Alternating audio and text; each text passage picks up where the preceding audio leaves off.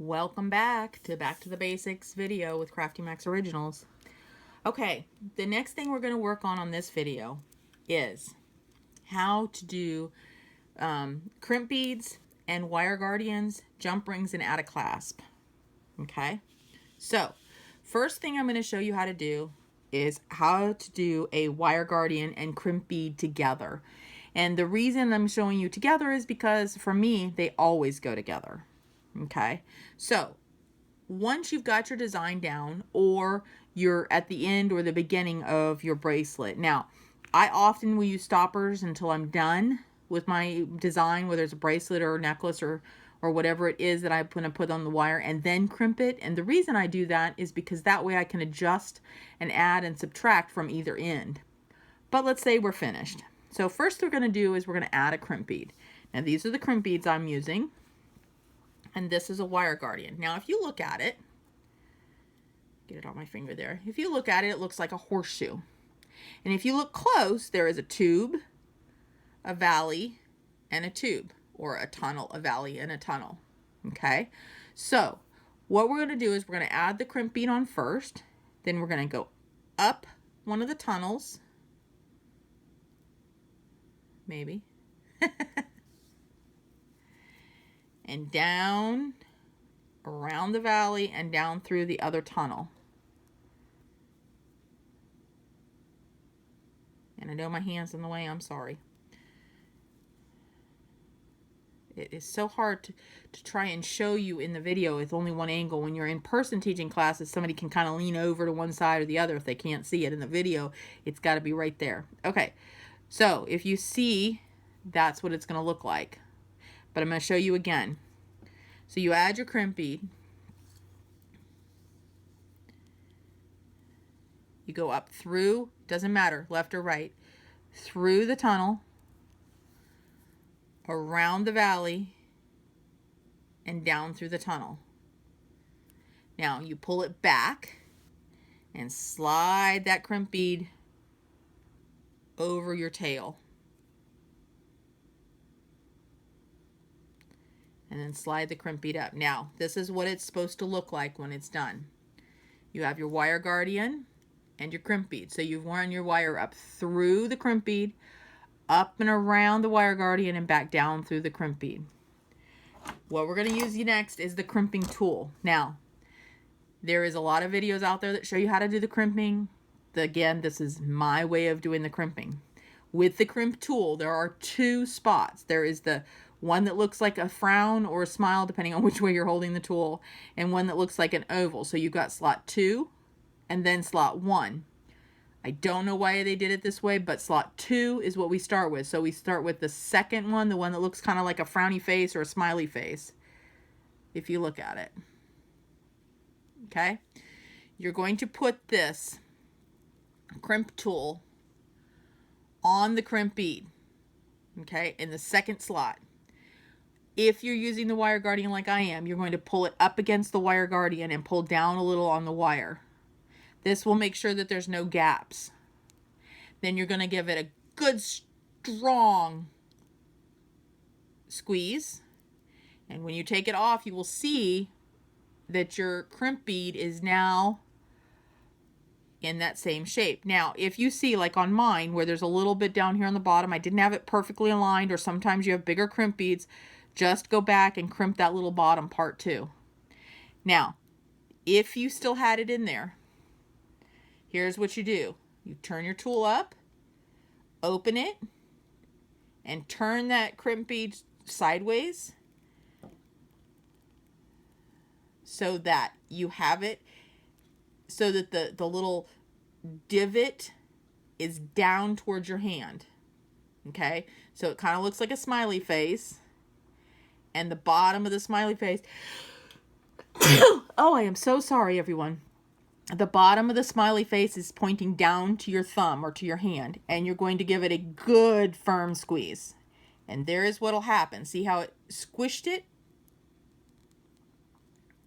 See how it squished it? And again, sometimes you have to do a second one. I use rather long crimp beads because I'm always worried about things coming loose. But so what it did is it crimped it into a U shape. and then you squeeze the U shape together flat. Okay, and we'll do it again in a minute. So once it's done flat like that, what I usually do personally is I go back to my wire guardian and I just squeeze using that top slot right there at the very bottoms of the horseshoe. And what that does is it brings those bottoms in to match the crimp bead, because what sometimes happens is that if they're out, as it moves, it'll wear on the edge of the wire. Okay, now if I was going to be doing this and I wanted to add some beads to it, I'm just going to add you some beads here so you can see real quick.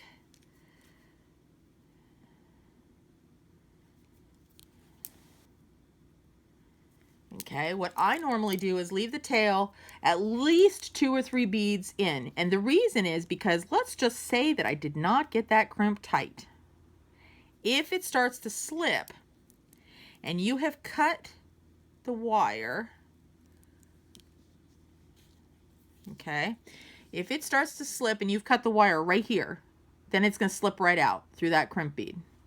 Okay, but if it starts to slip and the crimp is down, as the wire is cut down here, it's got to slip all the way back up here and come back around in order for it to actually slip out of that crimp bead. Now, I'm going to show you how to do the wire cutter since we're right here too. So if you're using wire cutters like mine, you always take the flat side and you would put it down onto the bead. Okay, and I'm going to act like I've got a tight bracelet, like that's all the space I have. So I go up against it and I usually pull a little and I crimp it and cut it. And now it's seamless. So now let's do one on the other end. Okay, I'm going to add a crimp bead. And my wire guardian, I'm turning it around so it's the right angle.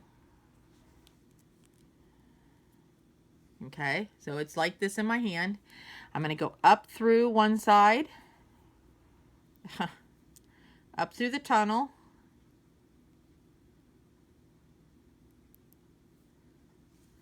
around the valley and down through the tunnel. Okay, I'm going to go over or through my crimp bead. And again, I know this is just a sample, but in this instance, I'm saying I'm going to be finishing this bracelet, and we're going to slide it through at least 1, 2 beads. Now, I'm going to pull on this and hold that wire guardian in between my fingers, so I'm not stopping the wire that's going through and around the tunnels and the valleys. I'm just going to pull it. And in this instance, I have another tail here. So I'm going to tuck that tail down in here. So I'm actually kind of making a little mini strand here. Okay. Now, to me, this is very important. Before I crimp this end, if I'm doing like a bracelet or necklace, I usually check the flexibility of it. If I have pulled so tight on here that it won't move, then we have a problem, because all jewelry has to move. I don't care if it's a bracelet or a necklace, it has to move a little bit. Okay, you also don't want it so loose that you have big gaps. So when I go to tighten this down, I usually get it the right tension. Then I hold my extra wire, my tail. I take my crimp pliers. I go in the second slot. Good tight squeeze. Then turn it. Okay, I did the squeeze. I'm going to turn it so that I'm going to squeeze them flat. Okay, and now I'm just going to go back and just kind of squeeze a little on that wire guardian. And now that wire guardian is perfectly aligned. Come back here. It's time to cut this piece. Pull slightly. Cut. And look at that. Now, 2 more quick things before this video is over. The first thing is to tell you what kind of wire I use. I love this wire. It's Aquaflex. Acuflex. And for me personally, this is the best combination. I use 49 strands. okay, and 0.019 inches. That is the best. It holds the best in the crimp. It's got the firmest feel to it and the strength that I like. You can get it in any different kind of color. The color that you guys were sent is called pearl, but I use a lot of the one that's just the silver, the classic. It is stainless steel, and again, it has little groups, so there's 49 strands in it, and it is 0.019 inches in diameter. Once again, Fire Mountain Gems, Fire Mountain Gems. Okay, this is something that I don't use anymore because I make really pretty crimps, but a lot of people use crimp bead covers. I'm going to show you real quick how to use them. What you do is you take your crimp pliers and you put this little crimp bead, and it's too hard to show you without my hands in the way, so I'll just show you when I'm done. In the top one, you have to kind of pull them open and make sure they're all the way open, and then you're going to put the crimp bead cover inside the pliers. Okay? Then you take your crimp and you lay it in there. Oh, see, I pushed too hard because I was looking at the screen.